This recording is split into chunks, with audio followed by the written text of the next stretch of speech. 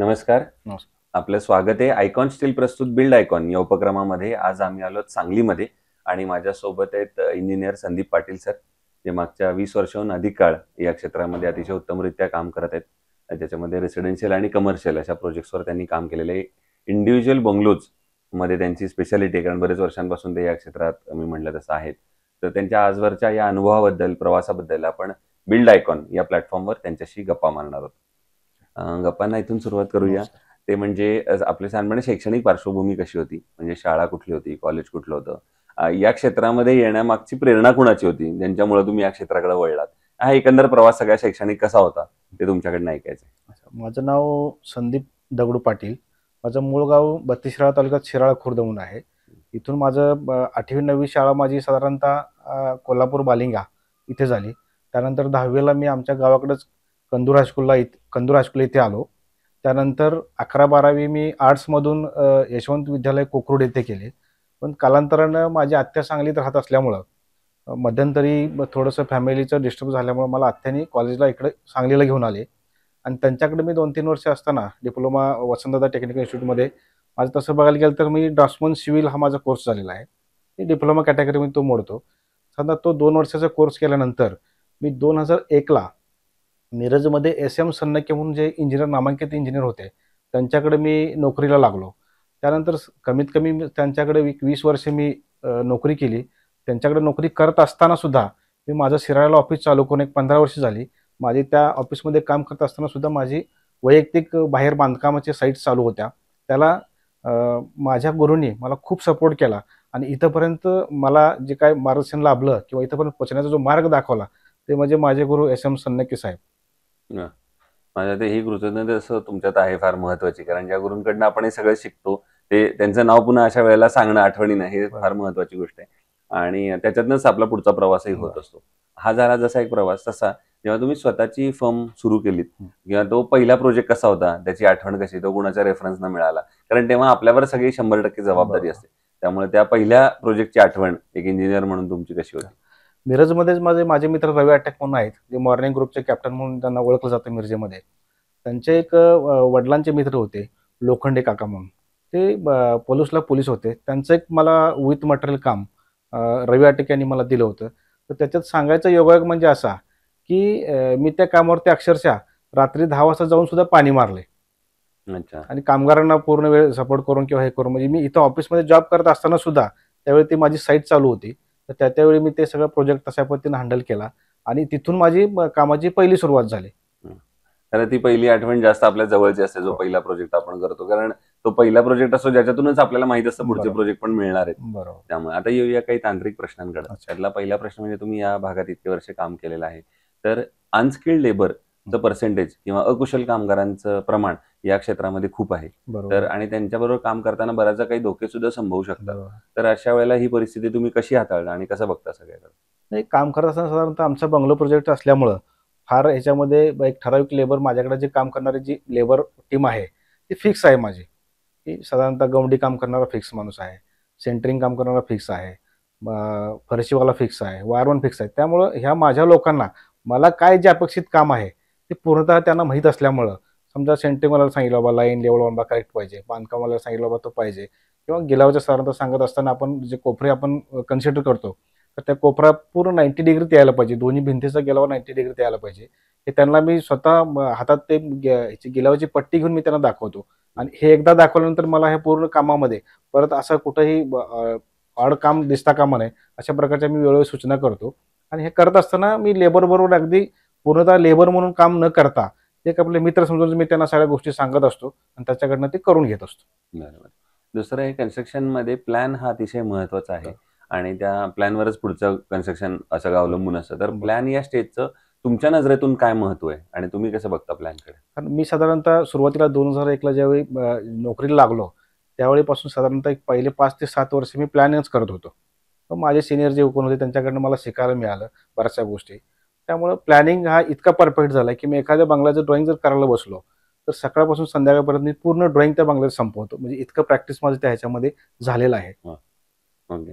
दुसरं आता तुम्ही स्पेशली बंगल्यांचं काम करता म्हणून एक प्रश्न विचारायचा तो म्हणजे बऱ्याचदा तुम्हाला कस्टमरकडनं हे पण वाक्य ऐकलं असेल, की आमचं बजेट थोडं कमी आहे बरं. आणि एवढ्याच बजेटमध्ये आता घर बसवून द्या. आणि जसं आपण सुरुवातीला बोललो तसं की इंजिनियर म्हणून तुम्हाला वाटत असतं की आपण कायम दर्जेदार बांधकाम करावं. तर हे दर्जा आणि बजेट अशा वेळेला मग तुम्ही कसं सांभाळता? मग हे करत असताना प्लॅनिंगला समजा त्यांच्या की अमाऊंट आपल्याला फिक्स कळाली, की बाबा माझं एवढं बजेट आहे.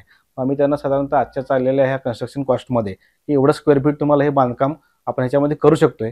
साधारणतः एक 1000 स्क्वेअर फीटचं बांधकाम कन्सिडर होते. तर साधारणतः एक 16-17 लाख रुपये खर्च येतोय. असं एक टेंटेटिव्ह त्यांना सांगितलंय. मग त्यांच्या बजेटप्रमाणे मग आपण तो प्लॅनचा एरिया कन्सिडर करून किंवा प्लॅन करून त्यांना दाखवतो. आता सगळ्यात ह्याच्यात मोठा भाग असा आहे, की सिव्हिल इंजिनियर जे काम करतात, प्लॅनिंग करतात, हे करतात. मग आता नवीन असं एक फॅड निर्माण झालंय, की वास्तुशास्त्राचं.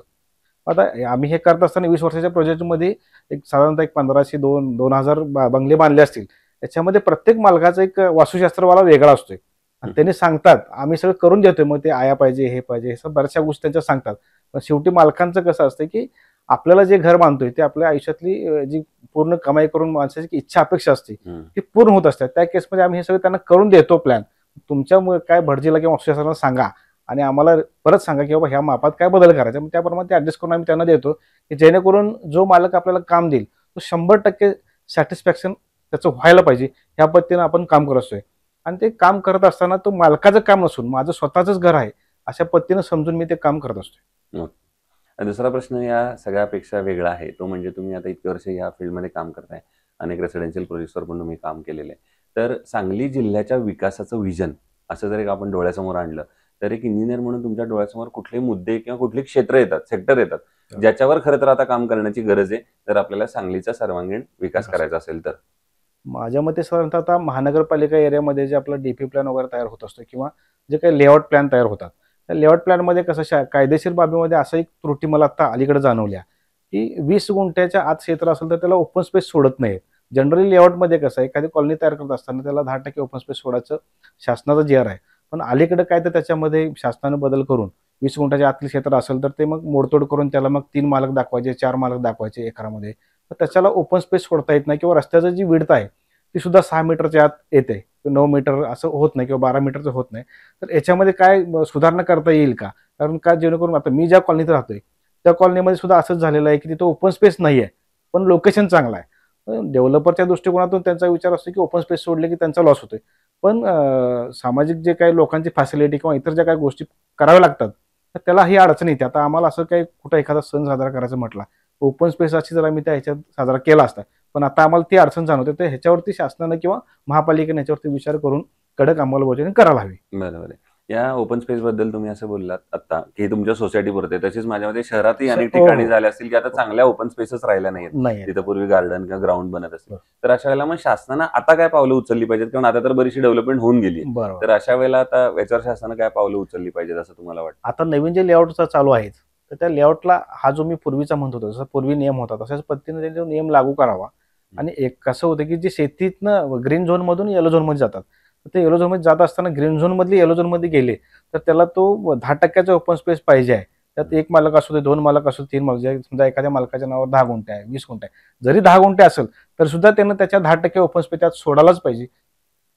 असं एक काहीतरी वैयक्तिक माझं मत आहे. बरोबर. याच्यामुळे काय होतं, की आता लोकांना बाहेर फिरायला जायचं किंवा हे रोडवरती गेला, हं. फिरायला गेला, कुठं वाहनानं धडकलं, काय झालं, हे अनेक हे आहेत. ते समजा ओपन स्पेस असेल, तिथं गार्डन असेल किंवा तिथं ट्रॅक असेल, तर ते लोकांच्या त्या कॉलनीच्या लोकांची ती सुविधा होईल. असं एक बरोबर. माझं वैयक्तिक मत आहे. नक्कीच. दुसरं या क्षेत्रामध्ये आता जे नवीन तरुण इंजिनियर्स येत आहेत, पुढची पिढी येते, तर त्यांना एक सीनियर म्हणून तुम्ही काय सल्ला द्याल या क्षेत्रात येण्यापूर्वी? त्यांनी काम करत असताना जे काही कामामधली तांत्रिकता आहे किंवा लेबरला हाताळायची जी पद्धत आहे, ती व्यवस्थितरित्या हाताळली किंवा मटेरियल पर्चेस करत असताना रेट न बघता मटेरियलची क्वालिटी काय चांगली आहे, हे बघितल्यानंतर त्यांनी त्या बऱ्याचशा गोष्टी त्या आत्मसात कराव्या. आणि सगळ्यांशी काम करत असताना जे काही लेबर कॉन्ट्रॅक्टर असेल किंवा काय असेल ना, प्रेमळप्रमाणे हँडल करून किंवा मी इंजिनियर आहे, मी सांगतोय तेच करा. माझ्या अनुभवामध्ये असं एखादी गोष्ट सर आली आहे, की काही गोष्टी मी ज्यावेळी नवीन होतो त्यावेळी मला कामगार कॉन्ट्रॅक्टरनी मला शिकवलं, की साहेब असं नाही, हे असं असतंय. तर नवीन लोकांनी हे त्यांच्याकडनं आत्मसात करायला हवं, असं एक प्रामाणिक मत आहे माझं. मत आहे. बरोबर आहे. दुसरं आता इतके हजारो बंगले बांधल्यानंतर जर एकच असा बंगला किंवा एखादा प्रोजेक्ट डोळ्यासमोर आणायचा झाला, की जो तुमचा आयकॉनिक प्रोजेक्ट आहे किंवा ज्या प्रोजेक्टनं तुम्हाला ओळख दिली आणि जो करताना तुम्हाला विशेष आनंद किंवा समाधान जास्त वाटलं, तर त्या प्रोजेक्ट बद्दल ऐकायचं आहे तुमच्याकडून. आता मिरजमध्ये आता सांगायचं म्हटलं तर तसं वैयक्तिक माझंच घर मी बांधलंय, हं, की ते पहिला त्याचं इलेव्हन तयार केलं. इलेव्हन नंतर मग एक गोष्ट छोटा प्लॉट आहे माझा 1680चा प्लॉट आहे. पण आजही मला वाटतं मी घर बांधून 4 वर्ष झाली. तर ती लोक माझी आजही माझ्या घराकडे आली तर काहीतरी त्यांना वेगळं वाटतंय. मग तशाच पद्धतीने मी अनेकसे बंगले बांधलेत. आता मिरजमध्ये साधारणतः किरण भोजगडे म्हणून यांचा एक गोकुळ पॅलेस म्हणून आहे. तो सुद्धा खूप चांगला झालाय. आमच्या कॉलनीमध्ये मागं राजीव कदम यांचा एक बंगला आहे. असे बरेचसे म्हणजे अगणित मी माझं काम करत असताना माझ्या बंगल्यात किंवा एखाद्या बंगल्यात समजा सपोज तुमचा एक बंगला आपण बांधलाय, हो. तर त्या बंगल्यात जी काही ट्रीट वापरल्यात ती रिपीट ट्रीट माझी दुसऱ्या बंगल्यात दिसत नाही. हा. म्हणजे इंटेरियर असू दे किंवा प्लॅनिंग असू दे किंवा इतर काही असू दे, ती रिपीट मी करत नाही. काहीतरी नवीन त्याच्यापेक्षा काहीतरी नवीन दुसऱ्या बंगल्यात व्हायला पाहिजे. ही एक माझी टेंडन्सी आहे कामाची. नक्कीच. तुमच्यामुळे माझाही बंगला होईल असं मला वाटतं तुम्ही आता म्हणल्याबरोबर. आणखीन एक असं आहे की एवढ्या सगळ्या प्रवासामध्ये अर्थातच काही अडचणी पण आल्या असतील. तर एखादा असा प्रसंग की कुठली तरी अडचण किंवा प्रॉब्लेम आलाय आणि त्या आव्हानावर तुम्ही कशी मात केली, असा एखादा प्रसंग आठवतोय का? आता साधारणतः हा गोकुळ पॅलेस बांधत असताना एक ओढ्याच्या कडेला त्यांचा प्लॉट होता. तर पैल कन्स्ट्रक्शन होतं. मग साधारणतः एक ट्रायल पैल आम्ही चालू केली मारायला. तर एक 14-15 फुटाच्या दरम्यान खाली साधारणतः वाळूचं हे लागलं खाली आणि पाणीचा फ्लो यायला लागला.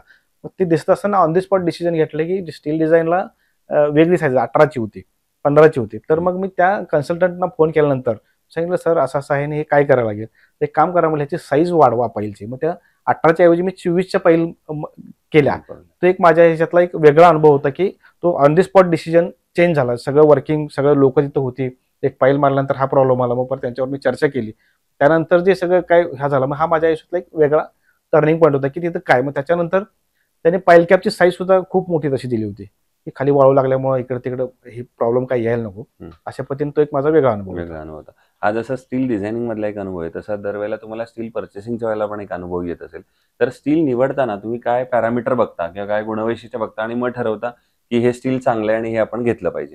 आम्ही चॉईस करत असताना त्याच्यामध्ये काय करतो की लवचिकता आणि त्या सळीची ताकद किती आहे, तर त्याच्यावरती आम्ही ते सळी परचेस करतो. आणि आपलं जे आपण काय आपण हे करतोय, आयकॉन घेतोय, आयकॉनचा मी बऱ्याच वर्षापासून मी ही सळी वापरतोय. आणि मला वैयक्तिक ती डक्टालिटी आणि ह्याचा जो आहे विषय तो खूप चांगला आहे. कामगारांच्याकडून पण ह्या सळीसाठी खूप प्रतिसाद आहे. याच्यामध्ये कुठलाही बार्ड हार्ड येत नाही, वाकवायला किंवा कट करायला पण इझी आहे आणि एकदम चांगल्या क्वालिटीची सळी आहे. आणि हे झालं त्यांच्या प्रॉडक्ट बद्दल. आणि त्यांच्या सर्व्हिस बद्दल पण जर तुमचं काही मत असेल तर ऐका. आता बऱ्याचदा मी परचेस करत असताना 6 mm कदाचित बहुतेक कंपनी मॅन्युफॅक्चर करत नाही, पूर्वी करत होती. 6 mm ला आता अडचण यायला लागली की मग ते डीलर लोक असतात ते मी वेगळ्या कुठल्या तरी कंपनीची सळी मग हे घ्या ते घ्या असं होतंय. मग जनरली तर 6 mm जर आता स्ट्रक्चरली 6 mm वापरायला अलाउड नाही आहे. पण बऱ्याचशा ग्रामीण भागामध्ये कुठे बेड कॉन्क्रीटला ह्याला त्याला जी वापरतात, तर म्हणजे आदर सळी कुठली घेतली थोडंसं आम्हाला तो प्रॉब्लेम होतोय. तर तो थोडंसं बरोबर. सो हे होते इंजिनियर संदीप पाटील सर. आणि जसं त्यांनी एक त्यातलं महत्वाचं वाक्य होतं, त्यांनी आता अनेक अनुभव सांगितले, पण मला त्यातला आवडलं म्हणजे की हे फील्ड असं आहे की ज्याच्यामध्ये प्रत्येक वेळेला तुमची क्रिएटिव्हिटी फार महत्वाची आहे. एक बंगला कधी दुसऱ्या बंगल्यासारखा दिसला नाही पाहिजे, कारण इतके हजारो बंगले केल्यानंतर सुद्धा ते सांगतात की अशी क्रिएटिव्हिटी दरवेळेला वेगळी पाहिजे. तसं या फील्डमध्ये जे नवीन येतात त्यांच्यासाठी पण हा महत्वपूर्ण सल्ला आहे. पुन्हा एकदा आपले मनापासून आभार की तुम्ही या प्लॅटफॉर्मवर आलात आणि भविष्यात सुद्धा असेच आयकॉनिक प्रोजेक्टची निर्मिती तुमच्या हातून घडावी याच आयकॉन स्टील तर्फे मनपूर्वक शुभेच्छा. धन्यवाद.